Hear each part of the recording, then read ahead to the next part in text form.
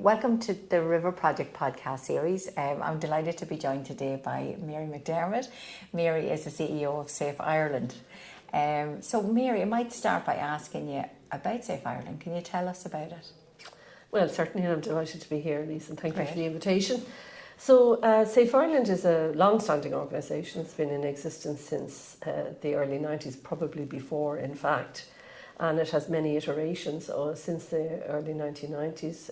Originally, it was the National Federation of Women's Refuges and Support Services, and then it was the National Network. Mm-hmm. And in 2008, it changed its name and function in many ways to become Safe Ireland National Social Change Agency, which was a very significant and important change in terms of the function and direction of Safe Ireland. And Safe Ireland then also had been operating as a network, but then also took on the direct provision of services.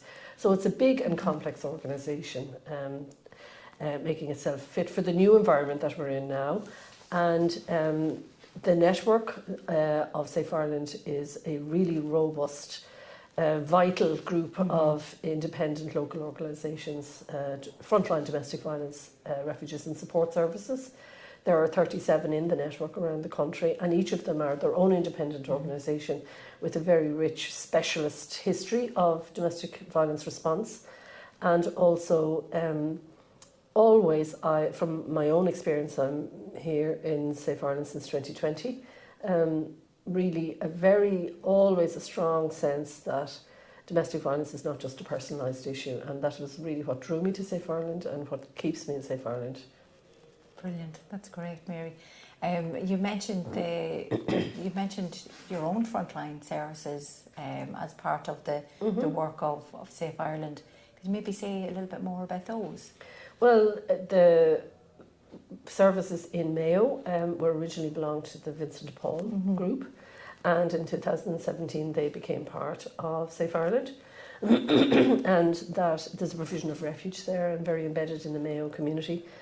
And in 2023, we also merged with Monaghan Cavan. Charman Housing Agency was there, and there was no refuge but the provision of services there. So that is provides us, I suppose, with a great opportunity, just both as policymakers and practice development specialists. It really gives us an opportunity to work through what happens at frontline directly within our own organisation, in conjunction with consultation with the network. Yeah, you mentioned something very key there, practice development, Mary. I mean, that I know that that's a really important part of your work. And I might just bring you along to the Safe Places work that Safe Ireland have done. In terms of, maybe we start with safe practice. Well, if you're looking at frontline practice, I think the bigger question, Lisa, really is to see what's happening at a national level with domestic violence. And we, as you know, you were part of it. There was a huge amount of advocacy once COVID broke out, domestic violence became very clearly a national and an international problem, a social problem. So to a certain extent, for the first time historically, there could be no argument about the fact that domestic violence is a large-scale social problem, and it's never reducible to poor personal choice. So we, again, go back to the name of Safe Ireland's Social Change Agency, we kept a very clear view on that and said, well, what is the infrastructure that is needed to help victims and survivors come out of that, both adults and children? And there was a few things that we needed to work on. It became very clear from the beginning what we needed to do. And one of them was to return to the actual understanding of the nature of domestic violence and its function and dynamics as a large-scale social problem.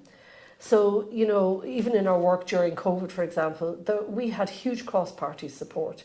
We had huge support from civil servants and the administration everywhere. The guards were on board, social work, everybody, TUSLA on board. It's just, there is a problem, but what is it and what do we do about it? Now, of course, there's decades and decades of expertise around that. But in the context of the 21st century, we need to reposition how we understand domestic violence. So one of the things that we did, first of all, is say, well, what do we know about domestic violence, about the nature of it as a social problem? And from that point of view, almost the most immediate thing, we could see that there were certain, what you might call cul-de-sacs in how we think about it, that prevent really correct response. And it started negatively in the first instance by saying, okay, your class is not a driver of whether you will experience domestic violence or not. So women and children and men from all backgrounds will experience this. So poverty is not a driver of domestic violence. Addiction isn't a driver. Mental health isn't a driver. Your race isn't a driver. Your disability or ability is not a driver. And you could go through all the grounds, the 9 grounds of discrimination, and see, because you belong to these classes does not make you, that they are not the groups that drive domestic violence as a social problem. It's a completely different category. So just to be clear, experiencing domestic violence as a person of colour, as a person with disability, as a queer person, and so on and so forth, makes you more vulnerable in terms of the systemic response and the service response, no question there. But when we're trying to understand domestic violence as a social problem, we can see that it is, as I said, not class, race, any of these things. It is your sex, your gender, or your sexuality will be determinants as to how or when you experience domestic violence. And we have evidence around that. So we can see hierarchies of power, beliefs and behaviours about who should be in control and who needs to dominate in a relationship, or even if you were to put it in the benign sense, lead. And even right down to the level of the most intimate part of our lives, which is where domestic violence happens. And that really is, when you look at the fact that we eroticize domination and subordination, so our most intimate lives are often pervaded with this complex, contradictory and sometimes confusing dynamic around power and control. And as you know, power and control is crucial to the whole understanding of domestic violence. So really, Safe Ireland, we start to say, well, okay, what is this? If it's not class, race, what is it? We're saying, well, look, it seems to be sex, gender and sexuality is the domain where this happens. And this is being echoed increasingly. I noticed that these terms are being put together across academia more frequently, in the law certainly, and in psychology and in education.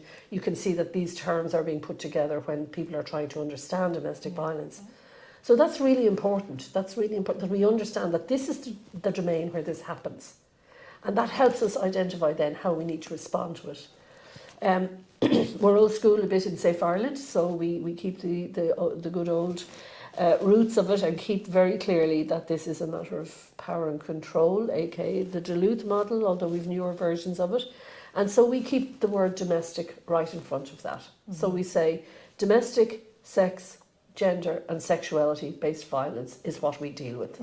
And we use the word domestic because, and this can possibly tough for your listeners to think about, but the function and purpose of domestic violence, as you will know as a long-time practitioner and also an educator now, that the function of that is to domesticate. It is to subjugate, and it is to keep somebody in complete control. And the definition, of course, of control makes that very, very clearly. We're very lucky in Ireland now that we have coercive control as a crime embedded in the system. And so we are moving away from the physical instant model. We're moving away from stereotypes around the perpetrators and indeed stereotypes about victims. And so that frames everything we're going to do. And in conjunction with that then, we have an environment, and this is very political right now in the context of the Trump presidency and the pushback on DEI and so on and all of these issues, that we really, really need to be well able to articulate exactly what and where and how this horrible social problem operates. So that you have a paradox, for example, where if you pay too much attention to the DEI category, what you have then is the reinforcing of racist stereotypes. It's only people of colour where this happens. Class stereotypes, it's only the poor people where this happens. And I could go down the list. So we really want to resist that. This is a problem that pervades society, affects all families everywhere, and we can identify the patterns and we can do something about it. Now, that was a big long rant, but No, it's really just it's so important from the point of view of Safe Ireland that we really see it as a large-scale social problem, that we do not reduce it to a matter of poor personal choice. And as you know, when we reduce it to poor personal choice, you do what is always happens, you blame the victim. And because it's a large-scale social problem, we can do something about it. Mm-hmm. So in the context of that, then, we developed the Safe Spaces series. Yes. Sorry, that was a long way. No, that was really great. I'm sorry, Mary. Lisa, that might have been a bit overblown. But I was going to ask you anyway around the framing, specifically because your inclusion of sexuality-based coercion and abuse as well. It was really, I think that's something our listeners would want to hear more about anyway. Yeah. It's really, the inclusion of sexuality is really interesting, because if we're not part of how patriarchy works is that it collapses sex and gender and sexuality all into the one thing. And LGBTQ people refer to it as, we'll say, cis, and that's a term that me as an ancient person has only really begun to get to know, but it's a way of identifying the way in which society insists that because of your biological body you have to perform certain gender roles and rules and functions, and also that your sexuality, that your desire, your partner, your practices are all have to be lined up in a very particular way, a heteronormative way. And so we realise that, so for example, in the LGBTQ community, a lot of people would say, I can't be experiencing domestic violence because I'm not heterosexual. It only happens between men and women. No, it doesn't. Mm-hmm. No, it doesn't. It happens where there is this intimate relationship, where there is an assumption, a set of beliefs and a set of behaviours that that suggest that one should be in control and leading and demanding, and the other should be subordinate. Now, this is entirely separate to people's voluntary arrangements. This is an abusive situation, just to be very clear. So. Yeah, well, I mean, it makes perfect sense, Mary, that the framing would be so important in everything that comes afterwards. So in all the work that you do is obviously influenced by the what you understand and what you believe. And then it all makes sense. So, you know, I did have the joy of being with Safe Ireland in those years where the thinking and the realising of the safe and all the great heads that went into that. Totally. But when we're thinking about that best practice, that really good guidance there, we're thinking about all of the work that went into that as a key part of the support mechanism of Safe Ireland as well for the services, because the services are really, in many ways, you support the services in their autonomous roles around the country, as you mentioned in the introduction about how they're all independent and they're all quite different in many ways, and yet they converge and they diverge in different things. And that flexibility gives it strength. It surely does, absolutely. Because I suppose in ways, Mary, they've responded to the environment that they're in. Precisely. You know, but that's a key, I mean, a valued and a valuable role of Safe Ireland there, isn't it, in that network? Well, what I think is all the organisations are, you know, functioning away perfectly as an organisation. But again, and I keep coming back to this, the function and the role and the hope, I think, of all of the organisations is to eradicate domestic violence. Mm-hmm. And that means we really do have to think about it systemically, and we have to act together systemically with a reasonably intelligent, shared understanding of the nature of the problem. And given the pragmatics of the environment we're in, how will we try and respond to that in the here and now? And as you know, again, just to refer back to COVID, because it was a moment in history that allowed us to put our foot on the pedal, where no one would be coming back and saying, is this really a problem? Give us the figures, how many? Yeah. We didn't get lost down these definitional issues, not lost then arguing about how many angels are on the head of a pin. It was mutually agreed, internationally agreed, that domestic violence is a very, very large scale problem. Mm-hmm. So then we were able to move in the direction then of saying, well, okay, if that's the case, what do we do? Mm-hmm. And we're saying, well, we need just to be able to identify what is a core problem for victims and survivors. And there has been historically, and you know I've had this discussion with you many times, that historically one of the things I observed when I came into the domain of domestic violence is that there is a huge focus on the one hand, justice, and on the other hand, psychology. So you have, when people are responding and engaging with it, you're looking at a sort of a heavy emphasis on the courts, on the judiciary, on the policing, probation, prisons and so on, which is of course important. Mm-hmm. And on the other hand, that sort of response to the trauma of domestic violence and how people experience that, adults and children, and that very, much needed kind of skilled response to that and paced response on a recovery journey. But what wasn't there really was, this really coherent understanding of what victims need. And it was like talking to people, you could see that from a structural or a social point of view, the primary issue is certainly the perpetrators. Like that goes without saying. So I'm not moving away from that. Mm-hmm.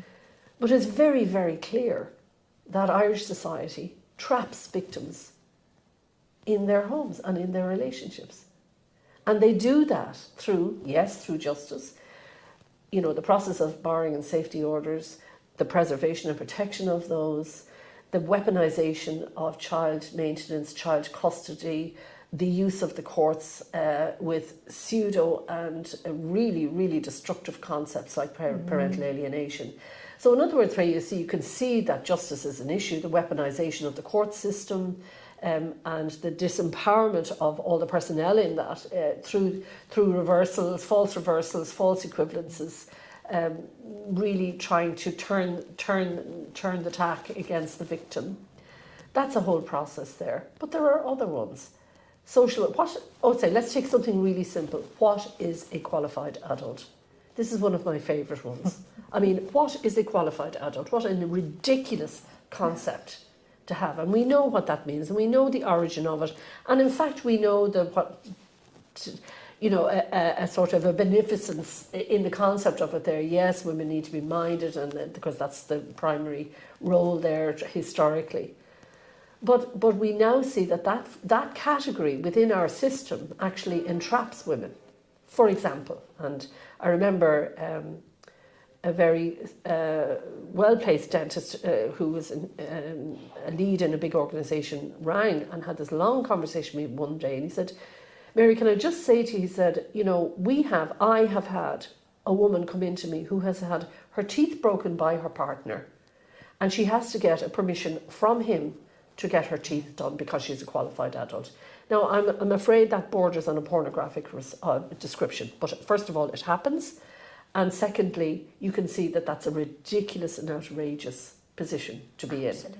So there's a whole series of what I would call regulatory, legal and administrative barriers that are not malicious, just to be very clear. This isn't malicious. There's a whole series of them that if they were just tidied up, made more clear, then victims would have the right, as citizens of this country, living in a democracy, to make themselves free, to escape and establish independent lives. And that's really a very important part of the work that we do.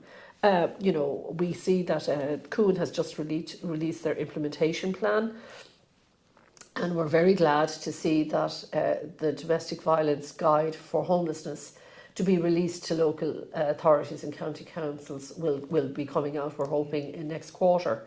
And we really welcome that, because as you know, and no one better than yourself to know, Lisa, the blocking and the erasure of domestic violence victims at frontline, at local county council level, has meant that there's been a complete erasure. There is no sustained response to them when they present. And it leads on to things like, the blockages in refuge. So no matter how many refuges we have in the country, if we ran up 200 refuges tomorrow, they would be blocked immediately because people would have nowhere to go. So what we're trying to find, just to go back to the point, is when we're looking at this as a large-scale social problem, not to get obsessed only with the perpetrator, the sort of lurid description of the instant, is to look at the structures that keep victims, adults and children, trapped in abusive homes, that could be solved quite easily through regulatory, administrative and legal and changes that would make pathways out of abuse so much easier. So, I don't know, does that make sense? Oh, absolutely, it really does, Mary. And you're right, we've spoken about this a lot, and the blocks and the barriers, and how in the creation of something else, and welcome as it is with the addition of the new refuges, but, you know, if there's nowhere people for to go, where they move No, forward. they're welcome, yeah. Yeah. And I know you've asked me about the Safe Space series, which is a very important part for Safe Ireland. Again, at that period of time, you know, I remember, and you were part of it indeed, when we sat around the table and we said, well, if we could wave a magic wand, what would we do? And we came up with the sort of slightly off the wall term, the Sovereignty Project. And it was really the belief that women are sovereign and children are sovereign, and they need to be able to protect that sovereignty. And we need a society that can do that. Because traditionally, the private domain is absolutely lawless, as the work of Safe Ireland previously has indicated. The division of the world into the private and public is a patriarchal split. And traditionally, in that it means that the male head of the household has complete control over the land, the animals, the children, the subordinate males, and most certainly all the females. So that model, it was not amenable to the law. And if anybody thinks that's off the wall, all we have to think about are two things: the marriage bar, which existed and was only fairly recently lifted within my lifetime, and secondly, the idea that rape within marriage couldn't happen. So that whole idea that the private domain remains outside the law is still a problem. And we can see that happening in the courts even today. We can see when judges continue to insist that mediation occur in a domestic violence scenario. For example, we know that the Istanbul explicitly excludes that as an option, given the abusive power dynamic in that mediation is not appropriate. And indeed, the very, very frequent agreement to agreeing to undertakings. Again, it's an implicit thing. It's almost like a reflexive moment where it's a domestic. So it isn't really amenable to the full force of the law, to the full force of judicial consideration and intervention. And that's really what we want. So when we did that, we said, okay, what we want are pathways out to protect the freedom and autonomy of victims and survivors. And then we said, well, what would we do? And it was a convergence at that time, because the Istanbul Convention, we had not met the requirements to provide shelter. And so there was an administrative, bureaucratic push for us to be able to meet this obligation and not be in trouble with Europe really around the provision of shelter. Let's just call a spade a spade. Perfectly understandable. These are the way of the world. And so all of a sudden, refuge came in as an answer to everything. And at that time we said, okay, and speaking with the network and listening to the network, we realised that the fear was that there would be a sort of a push to basically what the colloquialism within, as you know, within the sector is that you'd just be running up beds, that you'd just be looking to put victims into beds overnight, and that there was no full understanding of the nature, function and dynamics of domestic violence, or indeed the capacity to recover from it. So we worked very hard. We commissioned Fionnuala Rogerson and Isolde Dillon, who are well respected and very experienced community-based architects, to look at what, if refuges have to be built, what would be the maximal design, what would be needed at community level to make a centre of excellence for responding to all of these issues: sex, gender and sexuality based violence at a local level, domestic violence, sexual, whatever people use the terms, but we just use that to try and stretch it a bit. And they came up with the first model, which is called Safe Spaces, or Safe Place. And that really is a wonderful model. It's really wonderful, and it's like internationally, it's best practice. Yeah. So I know that Isolde has been doing a lot of work on that, and also just Fionnuala in terms of international work. So it was internationally reviewed. It was, you know, international best practice. The whole thing, really, really solid piece of work. And that model was then adopted by the government. So it is now the national blueprint for the design and development of refuge. And we're really pleased about that, because we could see that again across all parties, and again the administration, all the civil servants were actively and positively engaged with us around this, to say this is an opportunity, it's going to be a lot of money going into the country, let's not screw it up. Yes, absolutely. Let's maximise on it where we can. And our vision at that stage was then immediately, you know, yes, the provision of emergency and safe accommodation, but around that to build, as is the case in the extant domestic violence services, a range of support services, refuge support, key working, case management, support workers for in the community, outreach, one-to-one, all those practice-based responses. And we really said, okay, but that means that the staff actually have to have a room. Absolutely. They have to have facilities. They have to have, you know, a plug to put in their computer, not in the closet trying to, you know, as was the case in older environments where the workers were not recognised at all, really. They were expected a very old charity and voluntary-based model, which is an absolute outrage. So that model was that if we are going to build these refuges, let's build beautiful places that are safe for victims, but are also centres to do outreach in the community, work with all your local stakeholders and groups, have the capacity to bring people in for, it doesn't have to be huge, but for working groups to educate, train, awareness raising, build community, room for young people, room for children, and a really open place. And I have to say that, you know, it's 3 years, that I think it was 22 we published that. So, 22 we published that, and people have really held to that where possible, but it's slow and it's difficult work, and we just hope that people will keep that model in their minds. Okay. So Mary, Safe Place, and it's now guiding so many developments at the moment. And then moving maybe towards the safe practice element of the series. Yes. So that was published in December 23. Can you tell us a bit more about that? Well, again, back to the original idea, we had the Safe Spaces series, and what we wanted to have was safe place, safe practice and safe community. That was the original idea. So following the publication of Safe Place, we then went into the work on safe practice, and there was layers, as you know, there were layers on that. There were a lot of hands went into that.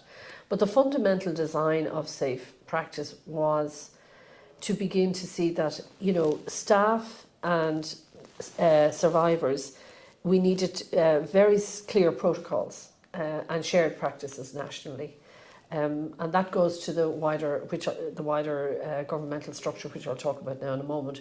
But just we could see that this is, if domestic violence was going to be taken seriously as a large-scale social problem, if a very significant budget was going to be aligned to it, in the development, we'll say, for refuge and the continued support of the existing 22 refuges. This would mean that there will be increased challenge and burden on staff for increasingly what you might call regulated practice. And we can see that that has been the case. So we sort of anticipated that. And we brought out safe practice along the lines of saying, well, okay, when you're operating at an increasingly visible or regularised kind of context, what you need, and that document is split into safe organisation and safe client.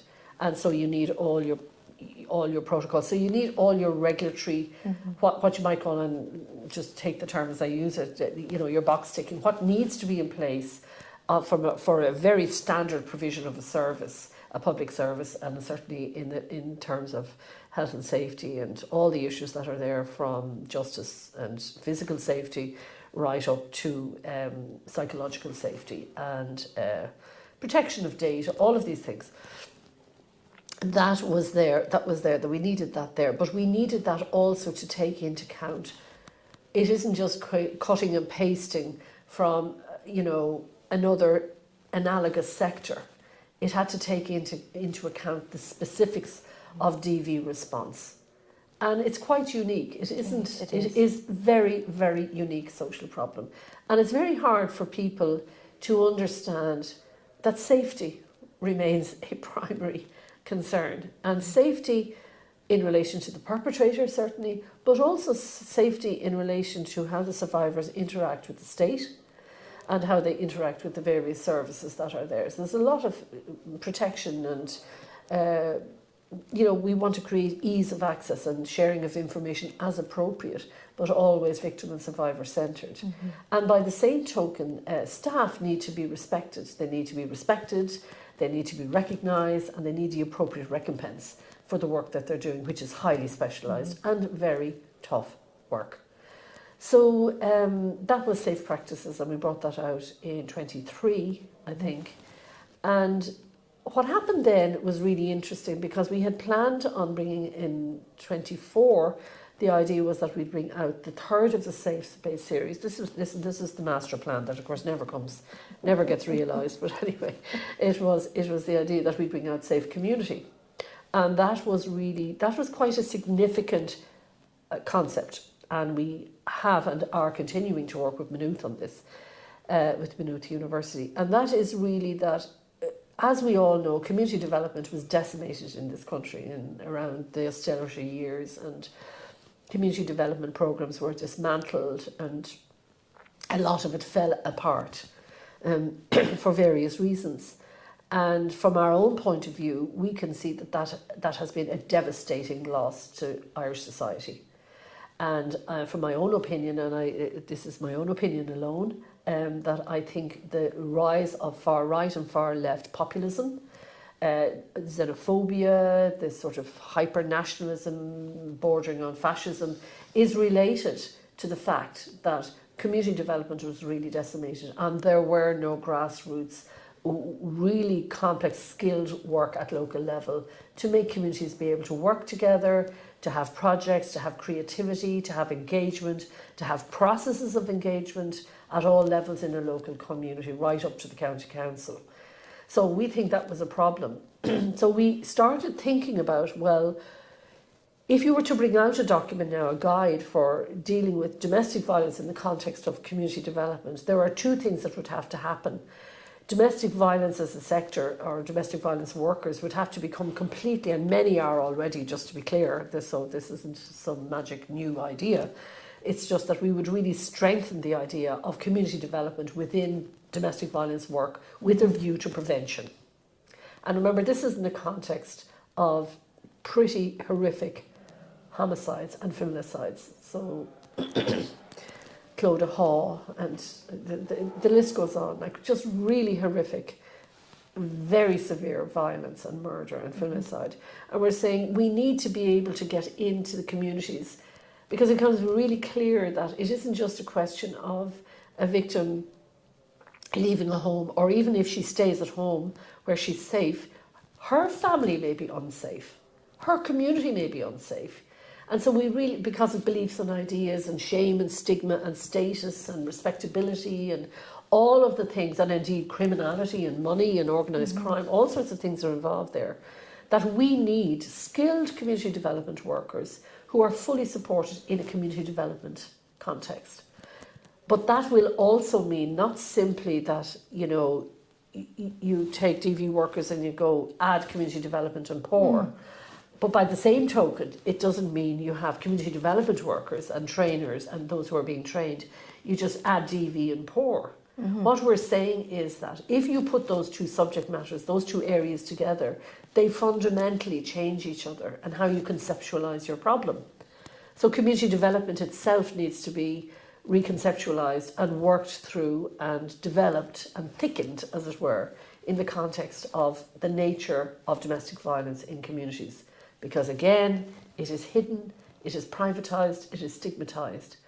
And the cliche of community development is that it has in many respects often been reduced now to youth work. But in its old days, it was community development. It was everybody, every cohort could be worked with, and it had a very democratic developmental feel to it. But one of the features of that was that the private domain was completely off. You just don't go there. And you can't do that with domestic violence. Yeah. So the Safe Community Guide is and was and is, we hope, will be a place where we can just bring some of those issues together, because we work with community development colleagues who are experts in this area, and we bring what we have to bear, and we talk together to see if we can develop something that will really be of help to people in really doing that prevention work from local organisations into communities, where they can really get around some of the deeper issues that are there around domestic violence. Now, we got sidetracked on that. Well, I think I'm going to say, Mary, that's such an important point in the sense of, and it's so connected with when we're thinking about what happens within a relationship. It doesn't happen in a vacuum either. There you go. You know, and the people that we reach out to are part of a wider community. So their beliefs, their values infiltrate how they respond. I mean, it's you pull that string and the whole community comes with it. So, it does, and also, I mean, it's again, I'd go back to this kind of, and again, I suppose I saw this in fresh eyes because I was new to the sector, and I could see how there wasn't one who said this is not a problem. Everything, this is a problem. So there's great steps have been made in this country where we're saying, yes, it's a problem. So first of all, we're all agreeing it's a problem. I think we're all beginning to cop that it isn't just, you know, the bad decisions of a few individuals, that this is really large scale. But the question is, how do we deal with it? So what do I do? And this is back to my earlier observation that it isn't simply about the courts or therapy, to put, you know, that there's a whole wide path right there in the middle. And some of them is literally sort of, from a social change point of view, it's just picking low-hanging fruit, regulatory and administrative changes that would make the pathway out easier. And so that's really, and the community-based response is really, really important, because we see the fear and anxiety and the paralysis that people feel when they know something is happening and they don't know what to do about it. So we just hope that we can all develop a bit of skill and vocabulary around it, and a bit of confidence and collaboration and community, that we can actually face this down at local level and identify it. yeah. Well, you know, that mirrors a lot of the findings from professionals in terms of, you know, what paralyses them when it comes to supporting, to even asking the question. And, you know, that's one of the things, is the fear of what to do, but fear of making it worse. Not having time is another one, of course. Yeah. But, you know, developing that confidence and competence could change the world. Yeah, well, good. There's a huge amount of mystification goes on. I find that I get very irritated with that. A mystifying of the nature and complexity of the problem. Yes, it is complex. Yes, it is difficult to access. But it is not impossible to do so. If you think of the strides we've made in this country around mental health, which was so filled with shame and stigma, people literally locked in rooms, for their entire lives because of the shame of the family, for example. People in psychiatric hospitals. I mean, I think we were one of the earliest and largest psychiatric network in Europe. We were a kind of a testing ground, as I understand it. That may be incorrect, but as far as I know, that's true. So we've moved so far in dealing with issues of mental health. Now, we can all give out, and we know that the system isn't strong enough and all the rest of it, but it's very important to remember the very fact that we can speak about it, the very fact that we can name it, and we have a reasonable idea how to get out of it, is a major win. And I think we can do the same for domestic violence. I really do. I really do. But what we need is an infrastructure. It can no longer rely on a charity-based model, individual generosity or voluntary work. All of these are very good, but they cannot function on their own. This has to be a proper state-provided infrastructure where people feel they know they will get good professional help, and they will be able, the system will help them escape an abusive relationship where they're experiencing crime. you know. And I suppose that has a sort of a turnaround effect. Again, we were going to bring out the Safe Space series, and then we realised that, okay, the speed with which Helen McEntee worked, and she was extraordinary. Now, she was extraordinary because she also had support all around her to do that. People did not block her path. She was very, very clear and directed in this, but the civil servants all around her really, really supported this work. So you had the establishment of COON in 2024 in February, and COON is the first, well, no, we had a COSC before, but it's a state agency placed in the Department of Justice under the Minister for Justice, with a kind of direct access to the Social Affairs Cabinet in the Taoiseach's office. So that line of what you might call accountability and support is really important structurally. In principle, there's a whole of government buy-in, and we're just waiting to see. We're hoping that those departments will really work actively and positively with COON to meet all the requirements of the strategy and so on. But what we saw from our point of view is, say, we're outside the pale of government where we're not really working, what we could see is that what's going to happen to the sector as a whole, this is pure politics, is that it's going to be regularised. A lot of money is going to come into it, so there's going to be people following the money. And so we need to keep an eye on that, and we need to make sure that the sector isn't decimated as so many other informal, fairly flexible community and voluntary sectors like community development, like addiction studies, like youth and early childhood, all these sort of small, under the radar sectors. They all started that at a grassroots level, often in a voluntary capacity, and they all became regularised. And we need to learn the lessons of those journeys. So first of all is the decimation of the expertise that's on the ground, in favour of, we'll say, what you might call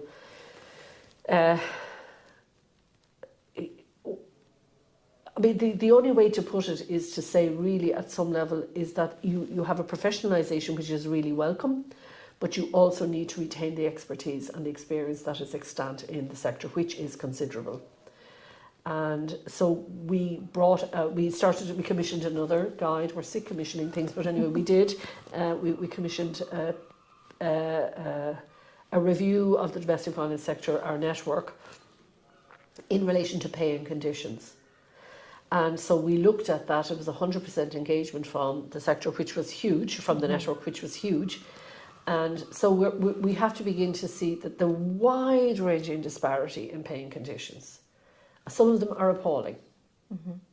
And they are all dependent on the goodwill, that old voluntary, community and voluntary ethos, which of course is really important, but not sustainable if at the same time you are requiring those services to meet the highest standards of health and safety, regulatory requirements and so on.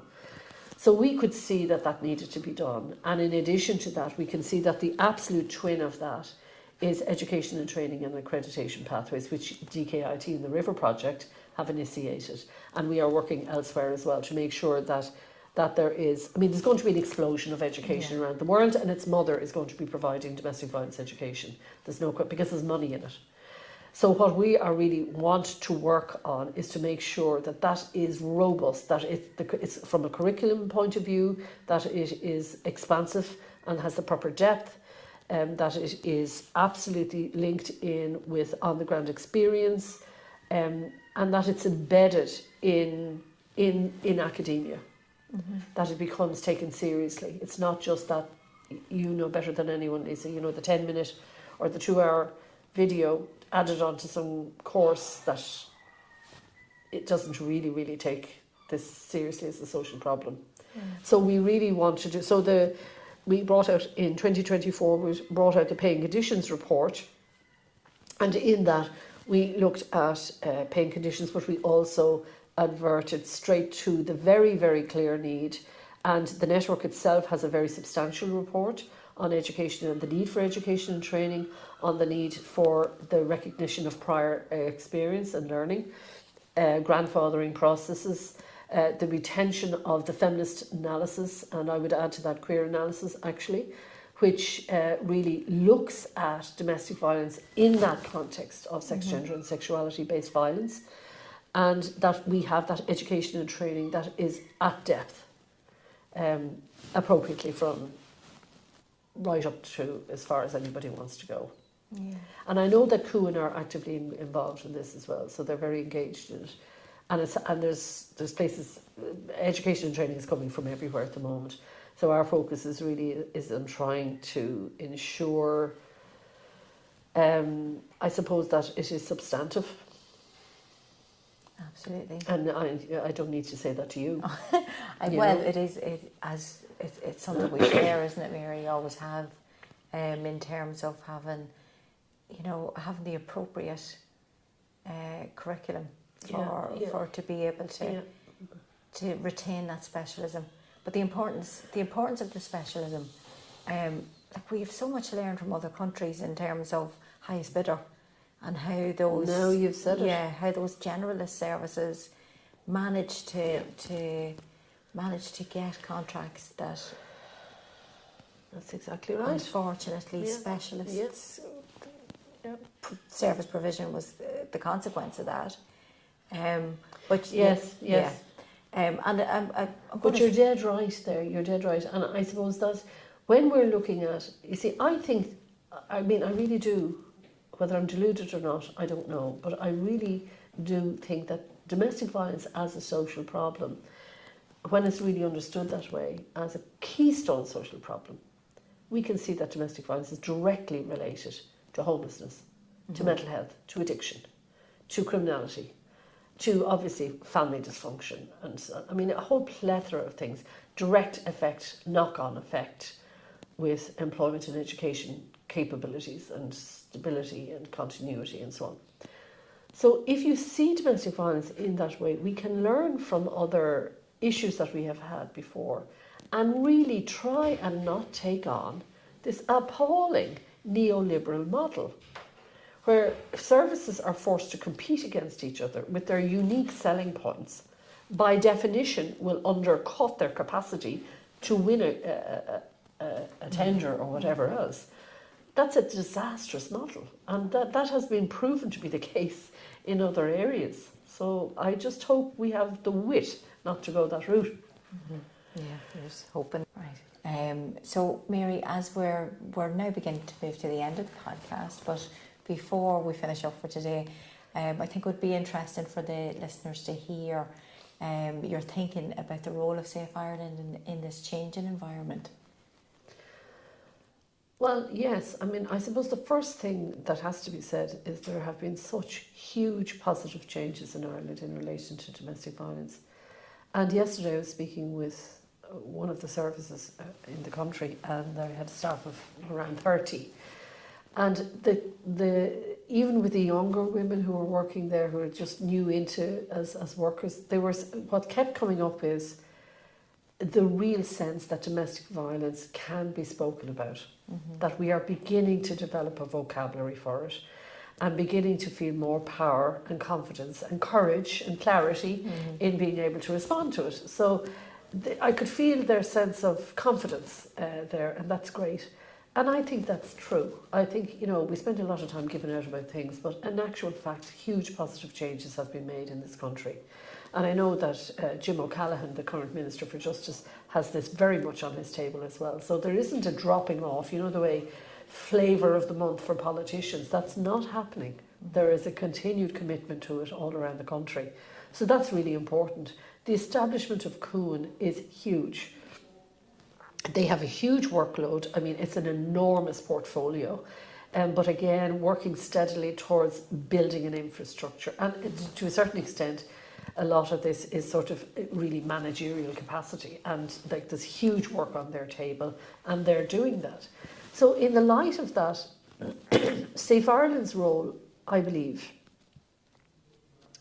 is to help to support, outside the state, a civil society organisation, an independent voice, which can work positively and collaboratively where possible with the like of the state infrastructure. So there's that critical collaborative collegial dynamic where, the state will require certain things. It's just that the necessities of bureaucracy, they're bound, and you know they have burdens and certain things that they can't move beyond. That's just the nature of it. Whereas an independent civil society organisation like Safe Ireland, as a network, will have an independent voice on the nature, function and dynamics of domestic violence. We also have, critically, we have that evidentiary feedback loop from frontline practice to the development of policy.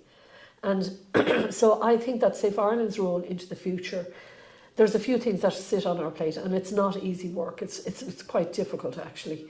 What it is going to be is to develop, in the context of increased visibility, increased regulation, increased support, and to a certain extent a flowering of dealing with domestic violence across a much wider range than was heretofore perhaps possible. That's going to be a very rich flourishing there, that's fully supported, that the staff, that the infrastructure, the education and training is there, that's built into a proper infrastructure, and by the same token fully supported by regulatory, administrative pathways for victims to get out and for staff to develop and retain that.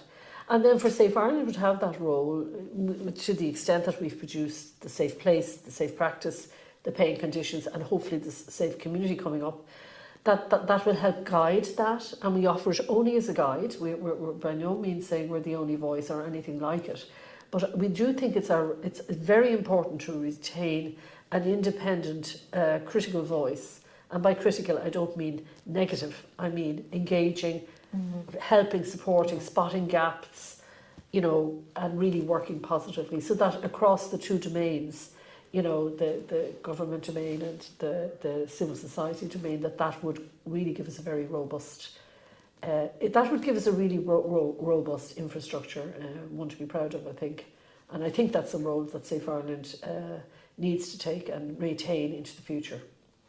Oh, that's brilliant. And that's a great way on which to bring the podcast to a close, Mary. Yeah. Just before, in terms of contacting, for people to find out more about Safe Ireland, yes. What is your website? Yeah, safeireland.ie, unsurprisingly. So thank you, Mary. I hope you get everything you want there. No, that's great. So all that's left for me to do is thank you again so much, Mary, for an excellent podcast. My pleasure, Lisa. My pleasure. And thank our viewers for tuning in, and encourage them to come join us for the next podcast.